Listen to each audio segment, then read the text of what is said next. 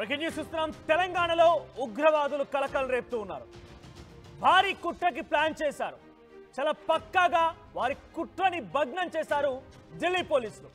ఏంటి తెలంగాణలో ఉగ్రవాదుల అని అనుమానం పడుతున్నారా? మీరు వింటుంది నిజమే. తెలంగాణలోని నిజామాబాద్ జిల్లా బోధన్లో ఉగ్రవాదులు కలకలం రేపారు. అనీసా నగర్లో ఐఎస్ఐఎస్ ఉగ్రవాది ఉజైఫా యామన్ను అరెస్ట్ చేశారు పోలీసులు. ఉగ్రవాదు నుంచి ఎయిర్ పిస్టల్ మరియు బుల్లెట్లను కూడా స్వాధీనం చేసుకున్నారు. ఢిల్లీ స్పెషల్ సెల్ పోలీసులు ఈ తనిఖీలు చేసి ఉగ్ర మూలాలని బయట పెట్టారు, వారిని పట్టుకున్నారు. నిజామాబాద్ లో బి ఫార్మసీ చదువుతున్నటువంటి ఉజైఫా యామన్ అనేటువంటి ఆ యువకుడు ఆర్ఎంపీ డాక్టర్ గా వారి తండ్రి పనిచేస్తున్నాడు.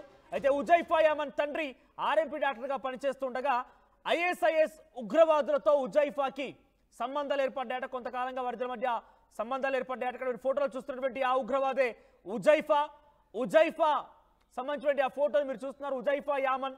సో ఉజైఫా యామన్ ఎడపల్లి పిఎస్ లో ఢిల్లీ పోలీసులు తనిఖీలు చేశారు కోర్టు అనుమతితో. రైట్, ఒకసారి పోలీసులు మాట్లాడుతున్నారు, ఏం మాట్లాడుతున్నారో చూద్దాం. उसका मुकदमा दर्ज किया गया, ये अरेस्ट परसों हुई थी और इन कॉन्सिक्वेंट टू दैट फिर मॉड्यूल के बाकी लोग जो हैं वो जिसे कहते हैं कि that was the trigger point, फिर बाकी लोगों को in coordination with state agency, state police and state ATS arrest किया गया. You spoke about the Khilafat and acquiring a land. Yeah. The concept was used by Sakib Najan Yeah. in Maharashtra. Yeah. He managed to get a place वहाँ पे केवल Maharashtra specific. What was the thought process in them that they have to get people from different portions of the country, like we used to get out in 5 states? So how were they planning to make land like for Khilafat? Good that you mentioned Sakib Najan and this concept of Khilafat. Exactly, the concept of Khilafat starts from the fact that one can go for so-called zihad only when there is a land acquired and it has been declared a Khilafat. Once Khilafat is established, it so-called gives them a justification, although a very wrong justification, or illegal justification, immoral justification, to wage war against so-called enemies. So this starts with that. Sakib Najan was, and it is easier to indoctrinate.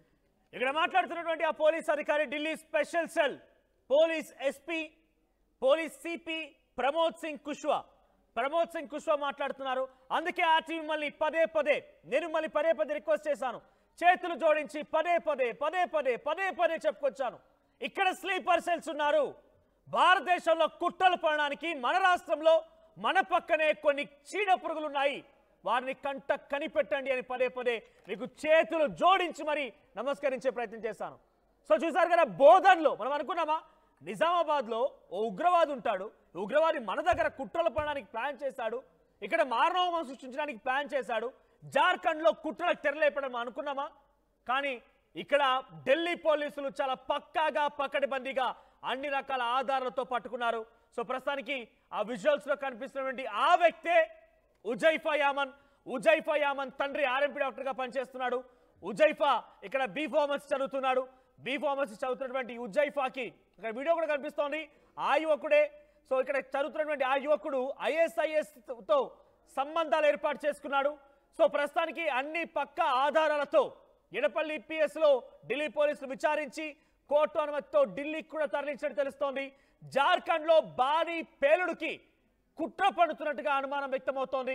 అయితే అక్కడ Danish అనేటువంటి ఒక వ్యక్తిని arrest చేస్తే Danish ఇచ్చినటువంటి సమాచారం మేరకే నిజామాబాద్ బోధన్కి చేరుకున్నారు.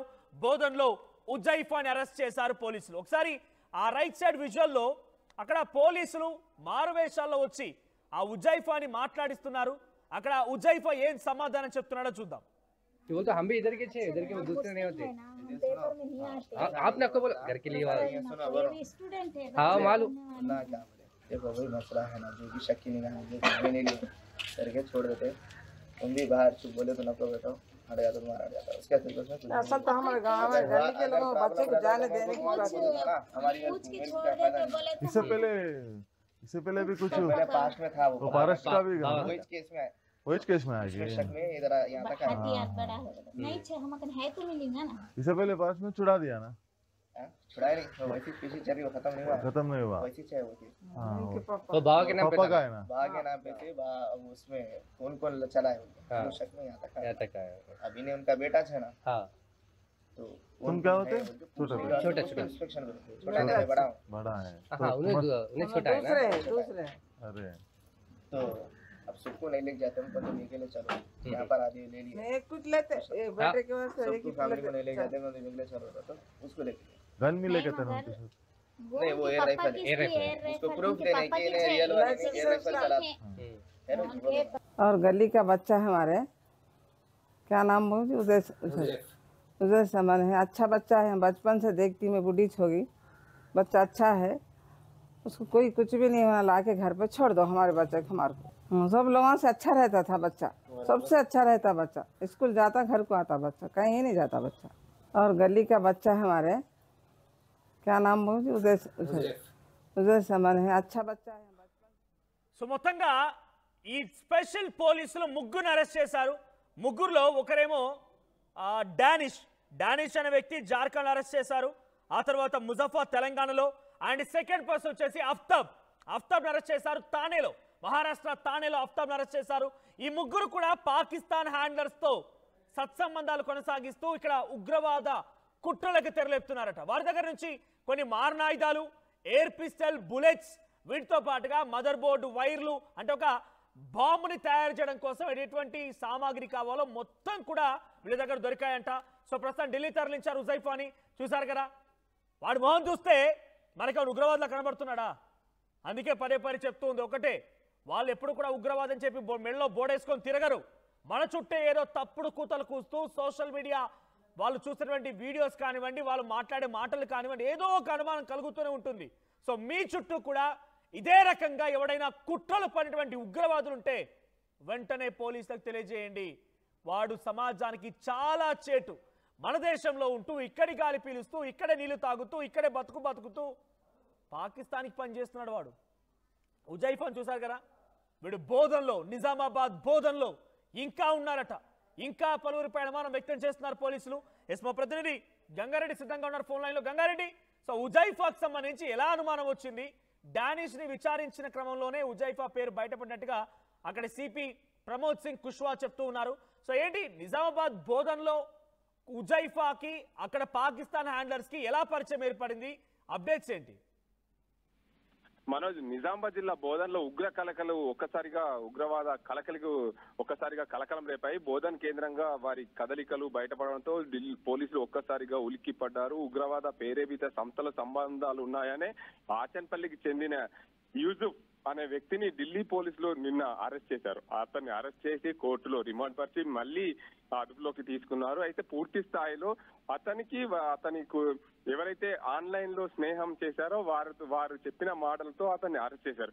అయితే అతని కుటుంబ సభ్యునికి, అతని తండ్రి ఎవరైతే ఉన్నారో అతని తండ్రికి కూడా గతంలో కొన్ని కేసులు, ఏదైతే జింకలను చంపిన కేసులో సంబంధం ఉన్నాయి, ఆయన దగ్గర ఎయిర్ పిస్టల్ కూడా ఉన్నాయనే నేపథ్యంలో గతంలో కూడా అతని పైన కేసు నమోదైంది. అతను బోధన్ పట్టణాన్ని వదిలి పరారిలో ఉన్నాడు ప్రస్తుతం. అయితే ఆయనకు 3 పిల్లలు, అందులో రియాజ్, అదేవిధంగా యూసుఫ్, ఉమర్, ముగ్గురు కూడా వారికి కుమారులు.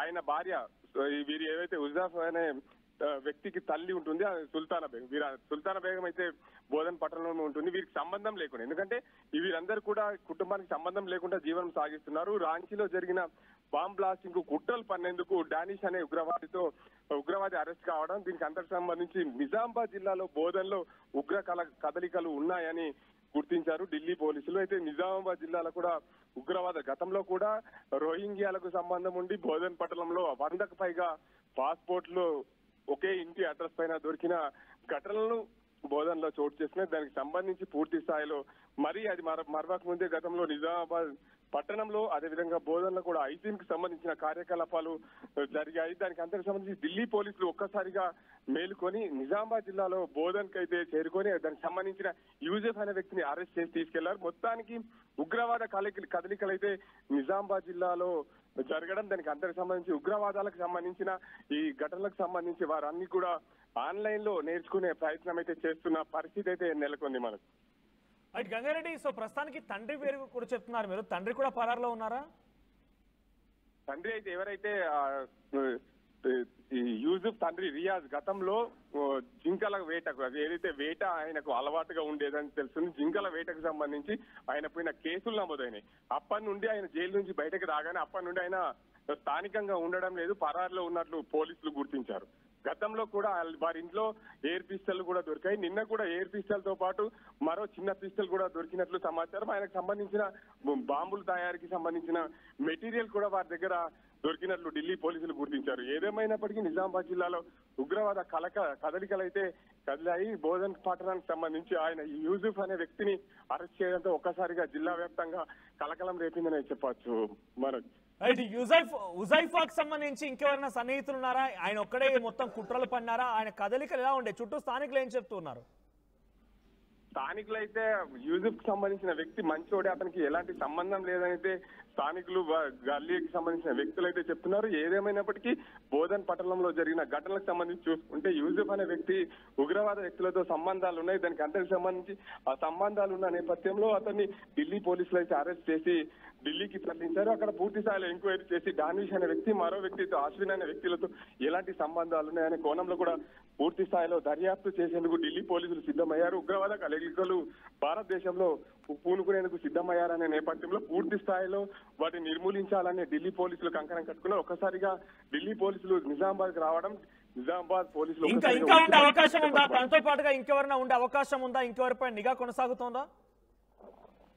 యూసుఫ్ తో పాటు మరో ఎవరైనా ఉన్నారనే కోణంలో, ఎందుకంటే గతంలో బోధన్ లో రోహింగ్యాలకు సంబంధించిన 100 పాస్పోర్ట్లు రావడం, దానికి అందరికి సంబంధించి ఆ 100 పాస్పోర్ట్లలో ఎవరైనా ఇంకా నిజామాబాద్ జిల్లాలో ఏదైతే గతంలో జరిగిన ఉగ్రవాద కలయికలపై నిజామాబాద్ జిల్లాలో ఖాదర్ అనే వ్యక్తిని కూడా అరెస్ట్ చేసిన పరిస్థితి నిజామాబాద్ లో ఉంది.